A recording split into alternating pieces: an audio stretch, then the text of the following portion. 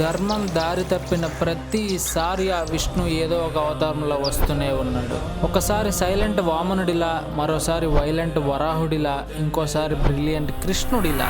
ప్రతి అవతారం మనకు చెప్పే ఆ సీక్రెట్ మెసేజ్ ఏంటి? అసలు ఈ 24 అవతారాలు వెనుకున్న మాస్టర్ ప్లాన్ ఏంటి? ఇది నా గ్యారంటీ. ప్రతి అవతారం మీకు కొత్త హై ఇస్తుంది, ఇన్స్పైర్ చేస్తుంది. 24 అవతార్స్, 24 లెసన్స్. కురుక్షేత్రే మహాభారతే యుద్ధభూమౌ దివ్యకృష్ణః గీతామృతం ప్రదదో.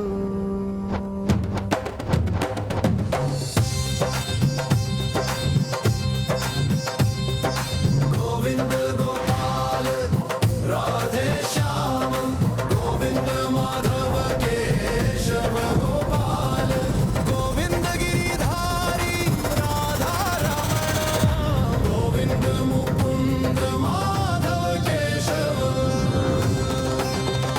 గీతా మహలా ధర్మయుద్ధే కలాలిలా వైకుంఠ నివాసం సత్యం ధనుర్ధరా అసుర నాశనం కలయ తాండవ చరాచరాత్మ అనంత కీర్తి రూపా. మీకు నచ్చితేనే కింద లైక్ కొట్టండి, లేకపోతే వద్దు. నా మొదటి అవతారం నారాయణ అవతారం. ఈ సృష్టిని మొదలుపెట్టిందే నేను, ఈ లోకాలన్నీ కాపాడేది కూడా నేనే. గుర్తుంచుకో, నేను ప్రతి ప్రాణిలోనే ఉంటాను. మీరు తీసుకునే ప్రతి శ్వాసలో, చల్లటి గాలిలో కూడా నేనే ఉంటాను. నన్ను వెతకక్కర్లేదు, నీ చుట్టూ ఉన్న ప్రతి దానిలోనూ నేనే కనిపిస్తాను. అంతెందుకు, నన్ను చూపించిన ప్రేమలో, ఒక చిన్న పాప నవ్వులో కూడా నేనే ఉంటాను. ఎప్పుడైతే ఈ ధర్మం దెబ్బతింటుందో, మనుషులు దారి తప్పుతారో, ఒక తండ్రిలా ఈ చెయ్యి పట్టుకోవడానికి, సరైన దారి చూపించడానికి నేను మీ మధ్యకి వస్తాను. వేరు రూపాల్లో కనిపిస్తాను, కానీ వచ్చింది మాత్రం ఎప్పుడు నేనే. నా మొదటి అవతారం నేర్పే పాఠం ఏంటంటే, చాలాసార్లు జీవితంలో నేను ఒంటరి అనిపిస్తుంది, కానీ మీరు ఈ విశ్వంలో ఎప్పుడు కూడా ఒక్క క్షణం కూడా ఒంటరి కాదు. మీకు ప్రూఫ్ కావాలంటే కళ్ళు మూసుకుని ఒక్క క్షణం మీ శ్వాసను గమనించండి. ఆ శ్వాస రూపంలో కూడా ఉండేది నేనే. అదే అన్నిటికన్నా పెద్ద సత్యం.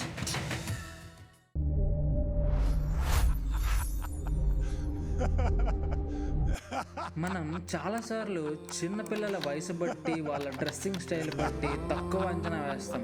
వీళ్ళకేం తెలుసులే అని లైట్ తీసుకుంటాం. కానీ మనం చేసే పొరపాటు అక్కడే ఉంది. అలాంటి ఒక పొరపాటు ఎంత ప్రభావం చూపుతుందో చెప్పడానికి నేను సతీష్ కుమార్ అవతారంలో వచ్చాను.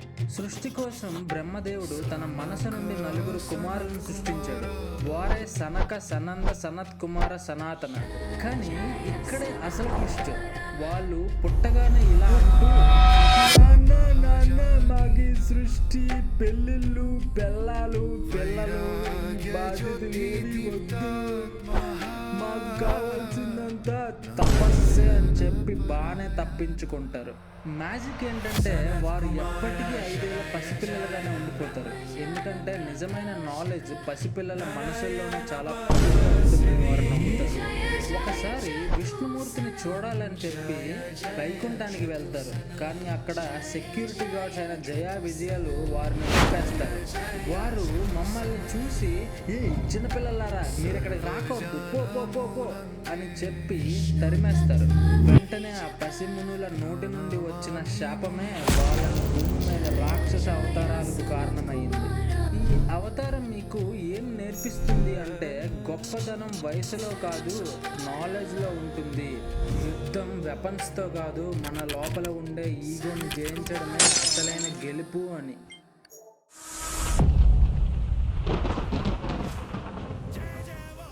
మనము ఏదైనా ఒక మంచి పని మొదలుపెట్టినప్పుడు, అయ్యా నేను దీనికి సరిపోతానా, నలుగురు ఏమనుకుంటారో అని మనల్ని మనమే తక్కువ చేసుకుంటాం కదా. మన రూపం గురించి, మన స్థాయి గురించి ఆలోచిస్తాం కదా. కానీ ఈ అవతారం చెప్పేది కూడా అదే. మంచి పని చేయడానికి రూపం ముఖ్యం కాదు, సంకల్పం ముఖ్యమని. హిరణ్యాక్షుడు అనే రాక్షసుడు అహంకారంతో ఏకంగా భూమిని అపహరించాడు. సముద్ర గర్భంలోకి లాక్కెళ్ళి దాచాడు. ప్రపంచం మొత్తం చీకటిలో మునిగిపోయింది. అప్పుడు ధర్మాన్ని, ఈ భూమిని కాపాడడానికి నా 3వ అవతారమైన మహావరాహ అవతారం తీసుకుంటాను. అవును, నేను అందమైన రాజకుమారుడిలా రాలేదు. ఒక భయంకరమైన పంది రూపంలో గర్జిస్తూ ఆ సముద్ర గర్భంలోకి దూకాను. ఎందుకంటే ఆ పనికి అందం కాదు, బలం కావాలి. భూదేవిని నా పదునైన కోరలపై సురక్షితంగా ఎత్తి ఆ రాక్షసుని సంహరించి భూమి మీద తన స్థానంలో నిలబెట్టాను. ఈ అవతారం నుండి మనం నేర్చుకునేది ఏంటి అంటే, మంచి పని చేయడానికి, ధర్మాన్ని కాపాడడానికి అవసరమైన బురదలోకి కూడా దిగాలి. అంటే ఎలాంటి కష్టాన్నైనా, ఎలాంటి అవమానాన్నైనా ఎదుర్కోవాలి. ఈ సమస్యలు ఈ భూమి కన్నా పెద్దవైతే కాదు కదా. నేను భూమినే మోసినప్పుడు నీ కష్టాన్ని నేను తీర్చలేనా? అందుకే చెడుకు భయపడకు. నీ కర్తవ్యం కోసం ధైర్యంగా ముందుకు వెళ్ళు. నేను నీకు అండగా ఉంటాను అంటాడు ఆ వరాహస్వామి. సాక్షాత్తు ఆ విష్ణువే అంటాడు, నా మనసే ఒక రూపం దాల్చి చేతిలో ఒక వీణ పట్టుకుని నారాయణ నారాయణ అని నా నామాన్ని పాడుతూ లోకాలన్నీ తిరిగితే ఎలా ఉంటుందో అదే నా 4వ అవతారమైన నారదుడి అవతారం. ఆయన తిరిగే ప్రతి చోట నా ప్రేమని, నా జ్ఞానాన్ని సంగీత రూపంలో పంచుతాడు. మీ లైఫ్లో కానీ, సినిమాల్లో కానీ ఇలాంటి క్యారెక్టర్ని మీరు చూసే ఉంటారు.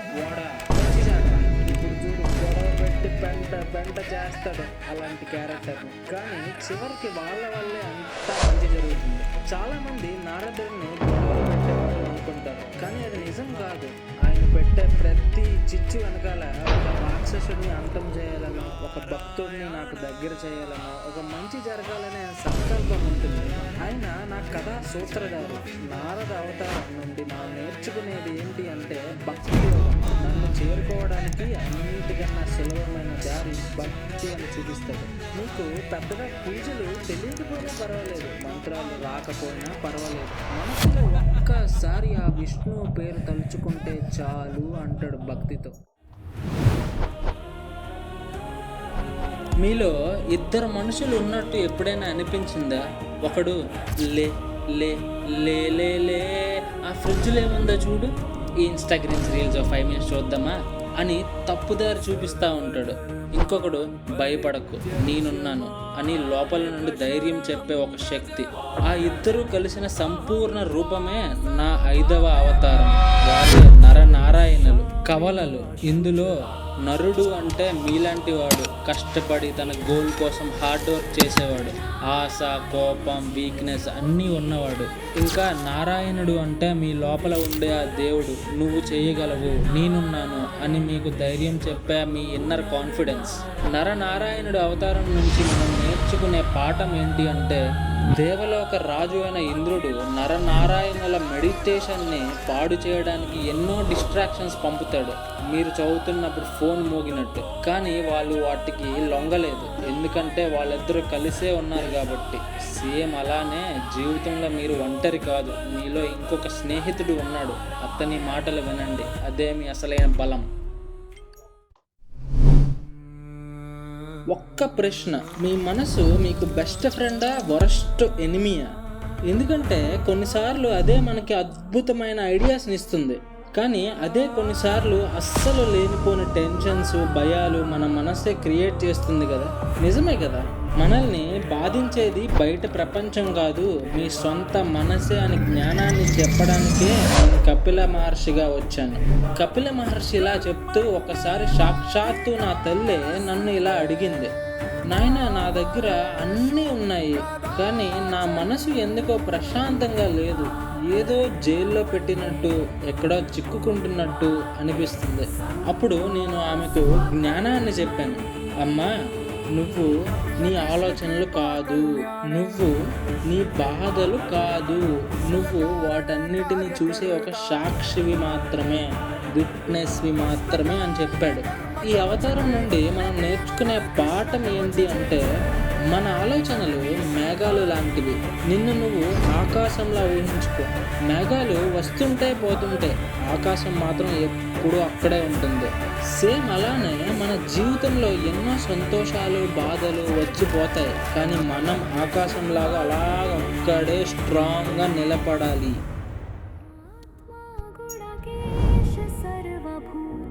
మీరు ఎప్పుడైనా గమనించారా మీ జీవితంలో ఎంతమంది టీచర్లు ఉన్నారు అని? స్కూల్లో కాలేజీల్లో పాఠాలు చెప్పేవారే గురువులు అని అనుకుంటే పొరపాటే.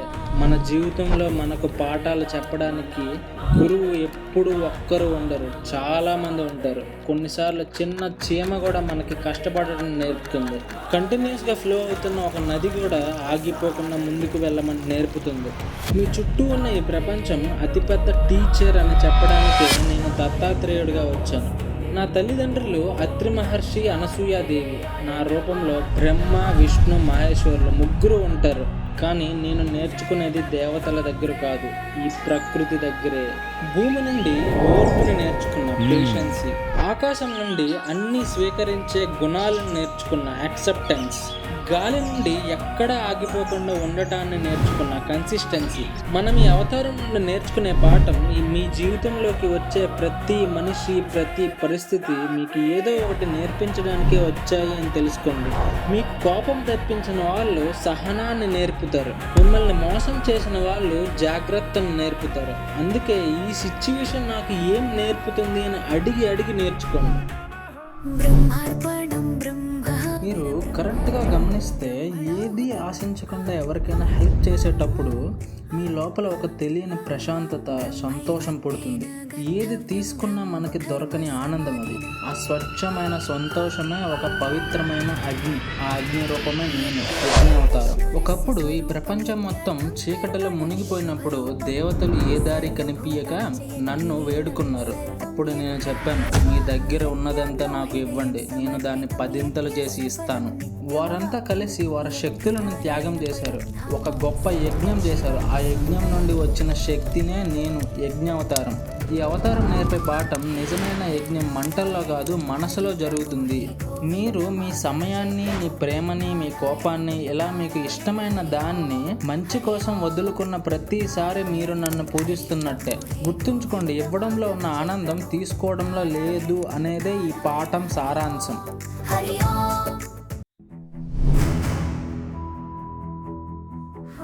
ఒక్క విషయం చెప్పండి, మన చేతికి కొంచెం పవర్ రాగానే, అంటే ఆఫీస్లో ఒక టీమ్ లీడర్గా ప్రమోషన్ వచ్చినప్పుడు, లేదా ఇంట్లో పెద్ద మనిషిగా మన మాటే చెల్లుబాటు అవుతున్నప్పుడు వినయంగా ఉండటం అంత ఈజీ అనుకుంటున్నారా?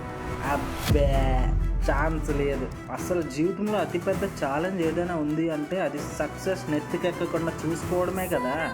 ఈ ముఖ్యమైన పాఠం చెప్పడానికి నేను వృషభ మహారాజుగా పుట్టాను. పేరుకి నేను రాజైనా నేను సింహాసనంపై కూర్చోలేదు. నా ప్రజల సంతోషమైన రిపోర్ట్ కార్డులా ఫీల్ అయ్యాను. ఒక మనిషి ఊహించగల ప్రతి సంపద, బంగ్లాలు, కావాలంటే సొంతగా ఒక ప్రైవేట్ జెట్ కూడా నా దగ్గర ఉన్నాయి. కానీ నేను ప్రపంచానికి ఒక్కటే చూపించాలి అనుకున్నాను. బయట ప్రపంచాన్ని గెలవటం కాదు, మనలోన ఉండే కోరికలు, ఈగోని గెలవటమే అసలైన సక్సెస్ అని చూపించాను. ఈ అవతారం నేర్పే పాఠం ఒక్కటే, నిజమైన లీడర్ అంటే ఒక సేవకుడు, సర్వెంట్. మీరు ఒక కంపెనీకి CEO అయినా, ఒక ఇంటికి పెద్ద దిక్కైనా మీ పని అధికారం చెలాయించడం కాదు, ఇన్స్పిరేషన్గా బతకాలి. ఏం బతికాడరా, చచ్చిపోతున్నప్పుడు కూడా చిరునవ్వుతో చచ్చిపోయాడు చూడరా, బతికితే అలా బతకాలరా అనిపించాలి వాళ్ళకి. మీ పదవికి, మీ సక్సెస్కి బానిసలు అవ్వకండి. అవి ఈరోజు ఉంటాయి, రేపు ఖచ్చితంగా పోతాయి, 100% షూర్. మీ క్యారెక్టర్, మీ ధర్మం మాత్రమే శాశ్వతం.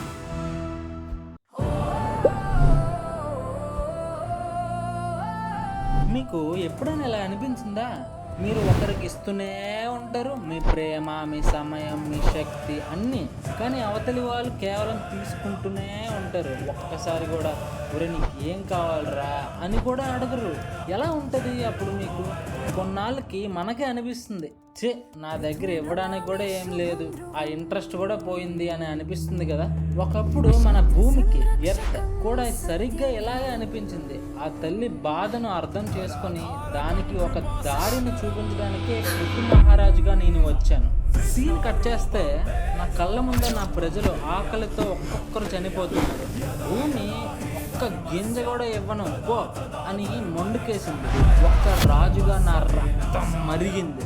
ఇంకా లాభం లేదు అనుకుని నా ధనస్సును ఎక్కువ పెట్టాను. స్ట్రైట్గా భూదేవి దగ్గరికి వెళ్ళి నిలదీశాను. ఏంటిదే, ఒక తల్లి అడిగిందే ఇంత కఠినమా అని నా రేంజ్లో ఫైర్ అయ్యాను. మన రేంజ్ మామూలుగా ఉండదు కదా. అప్పుడు భూదేవి కన్నీళ్లతో చెప్పిన ఆ ఒక్క మాట నా కోపాన్ని, నా అహంకారాన్ని ఒక్క దెబ్బతో బద్దలు చేసింది. ఆమె ఏమంటుందంటే, రాజా, ప్రతివాడు నా దగ్గర నుండి దోచుకుంటున్నవాడే, నా ఓపికను, నా సంపదను వాడేసుకుంటున్నవాడే, కానీ ఒక్కడు కూడా నన్ను ప్రేమగా చూసుకోవట్లేదు. ఒక్కరు కూడా తల్లి నీకేం కావాలి తల్లి అని అడగడం లేదు.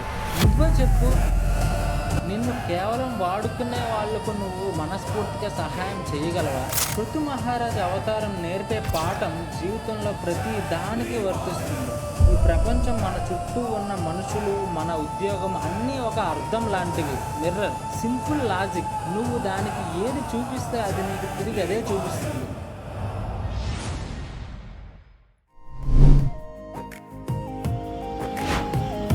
నిజం చెప్పండి, మన చుట్టూ రోజంతా ఒక్కటే సౌండ్లు, ఫోన్ నోటిఫికేషన్లు, ఆగని వార్తలు, వందల కొద్ది అభిప్రాయాలు, తల తిరిగిపోతుంది కదా. ఈ గోళల్లో మీకు అసలైన ఆలోచన, మీ సొంత స్వరం మీకు వినిపిస్తుందా? నిజం చెప్పండి, ఈ బయట శబ్దాలలో మీ లోపల నిశ్శబ్దాన్ని ఎలా కనుక్కోవాలని చెప్పడానికే నేను హంస రూపంలో వచ్చాను. ఒకసారి మహాజ్ఞానులైన సనత్ కుమారులకే ఇదే డౌట్ వచ్చింది. అంతటి వాళ్ళకే కన్ఫ్యూషన్ చూడండి. వాళ్ళు వాళ్ళ తండ్రి అయిన బ్రహ్మ దగ్గరికి వెళ్ళి, నాన్న, ఈ లోకంలో ఇన్ని అట్రాక్షన్స్ ఉంటే ఏది నిజము ఏది అబద్ధం అని ఎలాగ తెలుసుకోవాలి నాన్న అని అడిగారు. పాపం సాక్షాత్తు సృష్టికర్త అయిన బ్రహ్మ దగ్గర కూడా వెంటనే సమాధానం లేదు. అప్పుడు నేను, విష్ణు అయిన నేను, ఒక తెల్లటి అందమైన హంస రూపంలోకి వచ్చి వారికి సీక్రెట్ చెప్పాను. ఆ రహస్యమే ఈ అవతారం మనకు నేర్పే పాఠం. హంస ప్రత్యేకత ఏంటి అంటే, అది నీళ్ళ నుండి స్వచ్ఛమైన పాలను వేరు చేయగలదు. దీన్ని నీర క్షీర వివేకం అంటారు. మీలో కూడా సరిగ్గా ఇదే సూపర్ పవర్ ఉంది. దీన్నే వివేకం అంటారు. అది మీ మైండ్లో ఉన్న వేల చెత్త ఆలోచనల సౌండ్ నుండి మీ ఆత్మ యొక్క అసలైన స్వరాన్ని వేరు చేసి చూపిస్తుంది. అది మీ సోల్కి ఉన్న నాయిస్ క్యాన్సిలింగ్ హెడ్ ఫోన్స్ లాంటివి అనమాట. కానీ ఒక కండిషన్, ఇది బాగా గోలగా ఉన్నప్పుడు ఏం పనిచేయదు. అందుకే మనం మీటింగ్లో ఉన్నప్పుడు ఫోన్కి సైలెంట్ మోడ్ పెడతాం కదా. మరి మనతో మనం మీటింగ్లో ఉన్నప్పుడు మన మనసుకి సైలెంట్ మోడ్ కావాలి కదా. అందుకే మన ఫోన్ కన్నా ఎక్కువ మన మనసుకే సైలెంట్ మోడ్ అవసరం.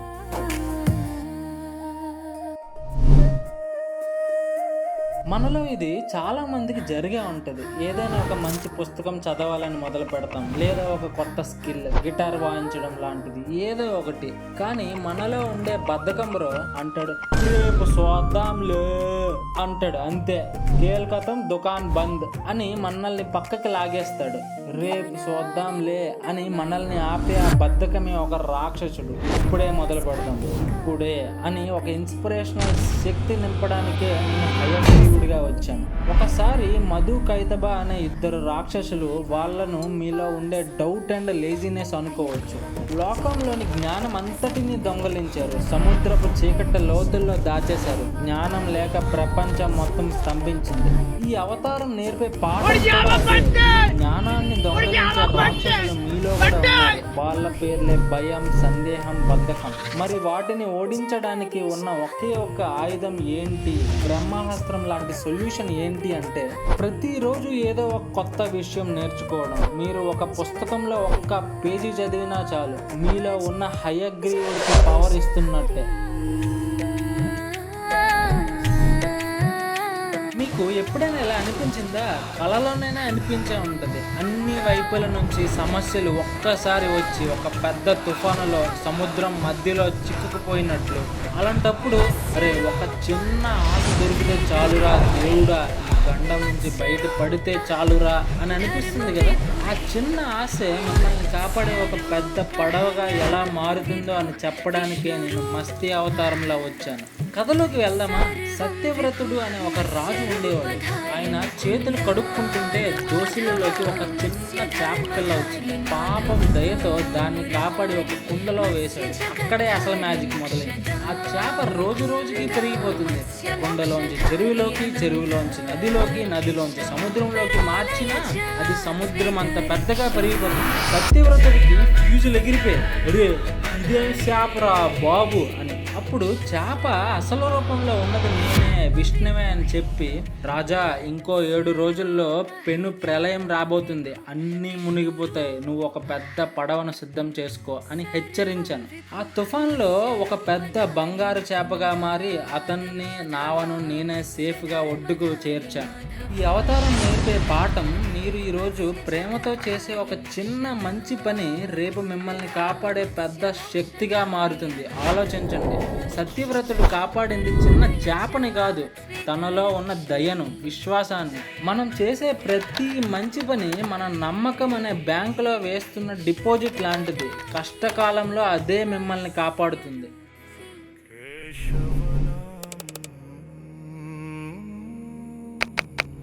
మీ లైఫ్లో ఎప్పుడైనా ఇలా జరిగిందా?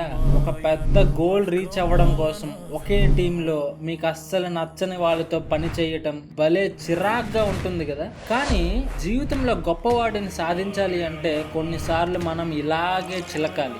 అదే ఈ సముద్ర మంతన. ఒకవైపు దేవతలు, మరోవైపు రాక్షసులు. వాళ్ళిద్దరికీ గోలు ఒక్కటే, అమృతం. కానీ ఇక్కడే ఒక పెద్ద ట్విస్ట్ ఉంది. వాళ్ళు తాడుగా వాడుతుంది వాసుకి అనే పాముని, కవ్వంగా వాడుతుంది మందర పర్వతాన్ని. కానీ ప్రాబ్లం ఏంటంటే ఆ పర్వతానికి బేస్ లేదు, పదే పదే సముద్రంలోకి జారిపోతుంది. వాళ్ళ కష్టమంతా బూడిదలో పోసిన పన్నీర్ అయిపోతుంది. ఆ టైంలోనే నేను కూర్మ అవతారం తీసుకుంటాను. ఒక మహా తాబేలుగా మారి ఆ సముద్రపు అడుగుకు వెళ్ళి ఆ భారీ పర్వతపు బరువు అంతా నా వీపు పైన మోస్తాను. ఆలోచించండి, నేను యుద్ధం చేయలేదు, ఎవరిని ఓడించలేదు, నిశ్శబ్దంగా స్థిరంగా ఆ గొప్ప ప్రయత్నానికి పునాదిగా ఒక అండగా నిలిచాను. సైలెంట్ హీరోలా అనమాట. నా అండతో మంతన మళ్ళీ మొదలైంది. ఆ పాల సముద్రం నుండి ఎన్నో అద్భుతాలు పుట్టాయి. చివరికి ఆ కష్టానికి ప్రతిఫలం దక్కినట్టు చేతిలో అమృత కలాసంతో, ఒక దివ్యమైన వెలుగుతో నేను వచ్చాను. నేనే ధనవంతుడి, ఆరోగ్యం అనే అసలైన అమృతాన్ని తీసుకుని వచ్చాను. మీ కష్టానికి ప్రతిఫలం ఇదిగో అన్నట్లుగా. కానీ రాక్షసులు ఊరుకుంటారా? మోసంతో ఆ అమృతాన్ని లాక్కున్నారు. ఇప్పుడు బలం పనికిరాదు, కొట్లాడితే లాభం లేదు. ఇక్కడ కావాల్సిన తెలివి, ఒక స్మార్ట్ మూవ్. అందుకే నేను జగన్ మోహిని అనే అందమైన అమ్మాయిగా మారాను. నా అందానికి, నా మాటల మాయకు రాక్షసులు ఫ్లాట్ అయిపోతారు. వావ్, ఎవర్రా ఈవిడే అని నోళ్ళు వెలబెడతారు. నేను చాలా తెలివిగా ఆ అమృతాన్ని కేవలం దేవతలకు మాత్రమే అందేలా చేశాను. ఆయుధంతో కాకుండా తెలివితో, స్ట్రాటజీతో గెలిచాను. చూసారా, ఒకే కథలోనే మీ జీవితానికి అవసరమైన 3 గొప్ప పాఠాలు ఉన్నాయి. 14వ అవతారమైన కూర్మ అవతారంలో మీ జీవితం చాలా కన్ఫ్యూజన్గా ఉన్నప్పుడు ముందు స్థిరంగా ఉండటం నేర్చుకోండి. ఓపిక అనే పునాది లేకుండా ఏది సాధించలేరు. 15వ అవతారం ధనవంతుడిలా. గుర్తుంచుకోండి, మీరు వెతికే అసలైన అమృతం మీ ఆరోగ్యమే. మీ శరీరాన్ని, మీ మనసును జాగ్రత్తగా చూసుకోండి, అదే అసలైన సంపద. 16వ అవతారమైన మోహినిలా. ఎప్పుడూ తెలివిగా ఉండండి. కొన్నిసార్లు బలం కన్నా బుర్రకే ఎక్కువ పవర్ ఉంటుంది. మెరిసేది అంతా బంగారం కాదు కాబట్టి ఏది మాయ, ఏది మంచిదో తెలుసుకోవడమే నిజమైన గెలుపు.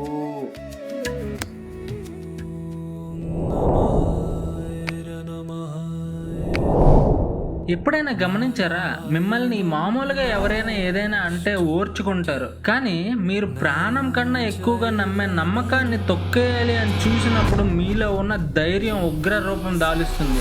ఆ రూపమే నా నరసింహ అవతారం. హిరణ్యకశిపుడు అనే ఒక రాక్షసుడు ఉండేవాడు.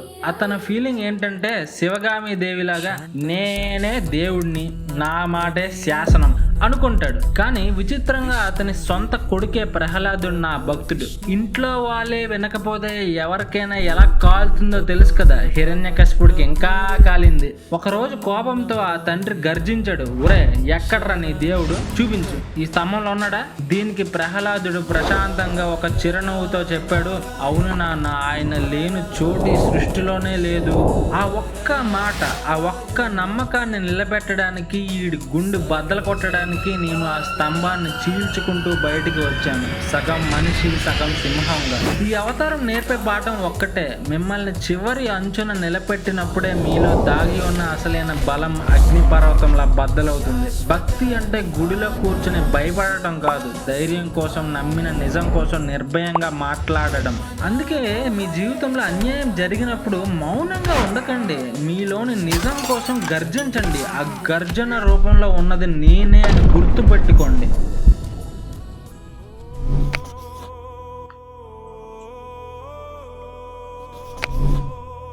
మనం ఎప్పుడైనా ఒక పెద్ద సక్సెస్ సాధించాక యాస్ ఇదంతా నేనే చేసా అని కొంచెం గర్వంగా ఫీల్ అవుతాం కదా, అది సహజమే. కానీ కొన్నిసార్లు ఆ గర్వం పెరిగి పెరిగి నాకన్నా గొప్ప వాళ్ళు లేరు అనే అహంకారంగా మారుతుంది. అక్కడే అసలు డేంజర్. అలాంటి ఒక గొప్ప రాజు కథ ఇది. అతని పేరే బలి చక్రవర్తి. మంచివాడే, ధనశీలి కూడా. కానీ అతనిలో పేర్కొని పోయిన గర్వాన్ని, పొగరను ప్రేమతో ఎలా జయించాలో నేర్పించడానికి నేను వామనుడిగా వచ్చాను. సీన్ కట్ చేస్తే 3 లోకాలను గెలిచిన బలి చక్రవర్తి నేనే క్యాంగ్ అనే గర్వంతో ఒక పెద్ద యజ్ఞం చేస్తున్నాడు.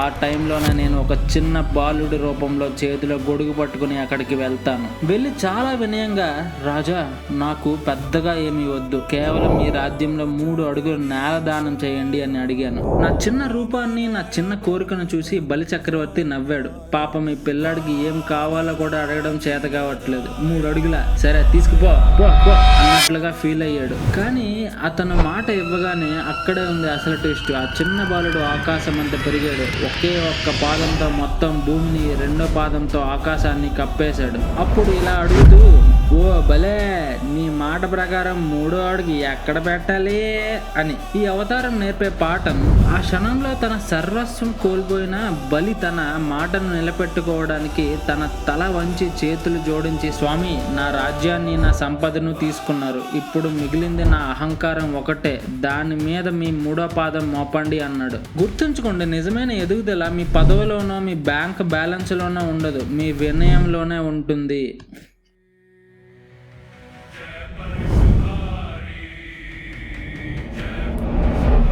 అన్ని కోపాలు తప్పు కావు. కొన్నిసార్లు ఆ కోపమే ఈ ప్రపంచంలో చచ్చిపోతున్న న్యాయానికి ప్రాణం పోస్తుంది. ఆ న్యాయమైన కోపం యొక్క శక్తిని, దాని అంచున ఉండే ప్రమాదాన్ని చూపించడానికి నేను పరశురాముడిగా వచ్చాను. నిజానికి నేను ఒక బ్రాహ్మణుడిని. నాది ఒక ప్రశాంతమైన ఋషి జీవితం. నా చేతిలో ఉండాల్సింది దర్భ, నా నోట పలకాల్సింది వేదం. కానీ అధికార మదంతో కళ్ళు మూసుకుని పోయిన కొందరి దుర్మార్గులు నా చేతికి గొడ్డలనిచ్చారు. వాళ్ళు నా తండ్రిని నా కళ్ళ ముందే దారుణంగా చంపేశారు. నా కుటుంబాన్ని నాశనం చేశారు. ఆ క్షణంలో నాలోని శాంతమంతా బగ్గుమని కన్నీళ్లు ఆవిరే నా గుండెల్లోని దుఃఖమే అగ్నిగా మారింది. ఆ అగ్ని జ్వాలలే నా చేతిలోని గొడ్డలుగా మారింది. బలవంతులు బలహీనులను రక్షించకపోతే నా కోపమే వారిని శిక్షిస్తుంది అని నిర్ణయించుకున్నాను. ఈ అవతారం నేర్పే పాఠం చాలా సెన్సిటివ్గా ఉంటుంది. జాగ్రత్తగా వినండి. కోపం ఒక నిప్పు లాంటిది. అది నీకు వంట చేసి పెట్టగలదు, నీ ఇల్లు కూడా కాల్చేయగలదు. నువ్వు నీ కోపాన్ని అన్యాయం మీద, ధర్మం కోసం వాడినప్పుడు అది పవిత్రమైన యజ్ఞం అవుతుంది. గొడ్డల్ని ఎప్పుడు ఎత్తాలో తెలియడం ఎంత ముఖ్యమో, పని పూర్తయ్యాక దాన్ని ఎప్పుడు పెంచాలో కూడా తెలియడం అంతే ముఖ్యం. మీ జీవితంలో ఎప్పుడైనా 2 దారుల్లో ఏది ఎంచుకోవాలో తెలియక ఇబ్బంది పడే ఉంటారు. ఒకటి సులభంగా అట్రాక్టివ్గా ఉంటుంది, రెండోది చాలా కష్టంగా త్యాగంతో ఉంటుంది. కానీ ఏది సరైనది అని మీ మనసుకే తెలుసు. ఆ సరైన దారిని ఎలా ఎంచుకోవాలో, ఆ ఎంపికకు ఎలా కట్టుబడి ఉండాలో అని చూపించడానికే నేను రాముడిగా వచ్చాను. నా జీవితం మొత్తం అలాంటి కష్టమైన ఎంపికలే. ఒక్క రాత్రిలో రాజు అవ్వాల్సిన నేను నా తండ్రికిచ్చిన మాట కోసం ఒక్క చిన్న నవ్వుతో రాజ్యాన్ని వదిలేసి 14 ఏళ్ళు అడవికి వెళ్తాను. నా భార్యను అపహరించిన రావణుడితో యుద్ధం చేసింది ప్రతీకారం కోసం కాదు, ధర్మం అనే ఒక్క మాటను గెలిపించడం కోసం. నేను రాజ్యాన్ని పరిపాలించింది అధికారం చెలాయించడానికి కాదు, నా ప్రజలే నా సంతోషమని నమ్మినందువల్ల. రాముడి అవతారం మనకు నేర్పే పాఠం, ధర్మం ఎక్కడో గుడిలోనో పెద్ద పెద్ద పుస్తకాల్లోనో ఉండదు, అది మీరు రోజు తీసుకునే ప్రతి చిన్న చిన్న నిర్ణయాల్లో ఉంటుంది. ఒక కష్టమైన నిజాన్ని మీరు ధైర్యంగా చెప్పినప్పుడు, ఎంత నష్టం వచ్చినా సరే ఇచ్చిన మాటను నిలబెట్టినప్పుడు, ఎవరు చూడకపోయినా మీ పనిని మీరు నిజాయితీగా ధర్మంగా చేసినప్పుడు, ఆ క్షణంలో మీరే రాముడు.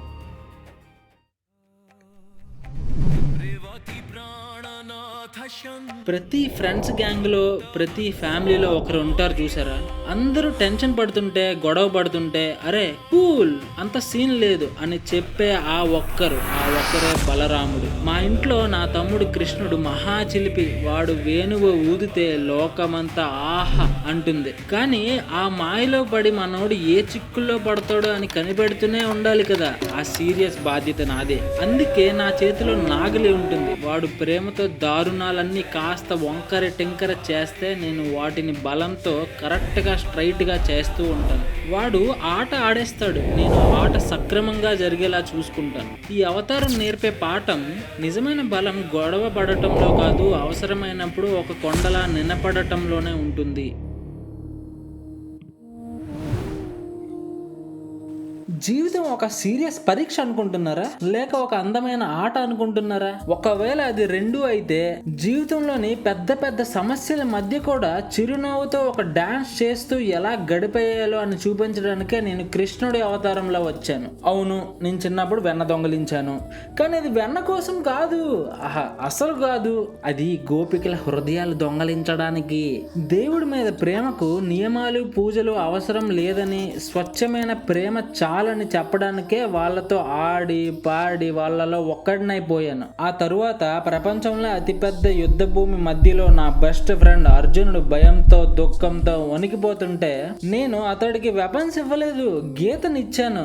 కృష్ణుడు ఇలా చెప్తూ, అర్జున నీ పని నువ్వు చెయ్యి, రిజల్ట్ గురించి నీకెందుకు, నేను చూసుకుంటాం కదా. నీ పని నువ్వు ప్రేమతో సూటిగా 100% అద్భుతంగా చెయ్యి, అంతే. గెలుస్తామా ఓడిపోతామా నీకెందుకు అర్జున, నేనున్నాను కదా. స్ట్రెస్ ఫ్రీ లైఫ్ అంటే ఇదే కదా, ఇంతకన్నా పెద్ద సీక్రెట్ ఉంటుందా చెప్పు. అందుకే ఈ అవతారం చెప్పే పాఠం ఒక్కటే, జీవితాన్ని సీరియస్ గా కాదు సిన్సియర్ గా తీసుకోండి. జీవితంలో నడుస్తూ వెళ్ళకండి, డాన్స్ చేస్తూ వెళ్ళండి. మీరు చేసే ప్రతి పనిలో కాస్త ప్రేమ, మీరు పడే ప్రతి కష్టంలో కాస్త కష్టం నాతో షేర్ చేసుకోండి. అప్పుడు ప్రతి చోట నేనే మీకు కనిపిస్తాను.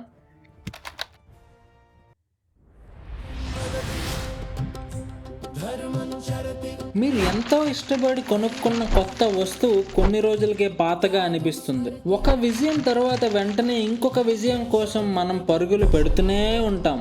ఈ ఇంకా కావాలి అనే రేసు నుండి మనల్ని మనం ఎలా కాపాడుకోవాలని చెప్పడానికే ఈసారి నేను రాజుగా కాదు, ఒక సన్యాసిగా వచ్చాను. బుద్ధ, నేను ఒక రాజకుమారుడిగా పుట్టాను. నా చుట్టూ అన్ని సుఖాలు సంతోషాలు తప్ప ఇంకేమీ లేవు. కానీ నాకు ఒక్కటే అర్థమైంది, ఈ సుఖాలన్నీ పైన వేసిన రంగులు లాంటివి, లోపల ఉన్న దుఃఖం భయం అనే నిజాన్ని ఇవి శాశ్వతంగా దాచలేవు. అందుకే ఈ నిజాన్ని వెతకడానికి కోసమే నేను రాజ్యాన్ని సర్వస్వాన్ని వదిలేశాను. ఈ అవతారం నేర్పే పాఠం, బుద్ధుడు ఇలా చెప్తూ, ఒక చెట్టు కింద కూర్చుని బయట కాదు నా మనసు లోపలికి నేను ప్రయాణం చేశాను. సమాధానం నాకు అక్కడే దొరికింది. అది ఎంత సింపుల్ అంటే, మనల్ని నిజంగా బాధపెట్టేది బయట ప్రపంచం కాదు, మన లోపల ఉన్న ఇంకా కావాలి అనే ఒక ఆశ.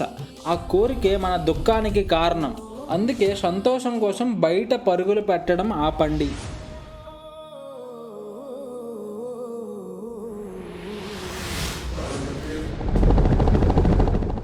మీ ఫోన్ కొన్నిసార్లు జంక్ మీడియాతో ఫుల్గా నిండిపోయినప్పుడు బాగా స్లో అయిపోతుంది కదా, అంటే హ్యాంగ్ అయిపోతుంది అంటారు కదా. అలా ఫ్యాక్టరీ రీసెట్ చేస్తే బాగుంటుంది కదా అనుకుంటారు కదా. ప్రస్తుతం ఈ లోకం పరిస్థితి కూడా దాదాపు అలాగే ఉంది. అంతటా గొడవలు, ఎక్కడ చూసినా కన్ఫ్యూషన్.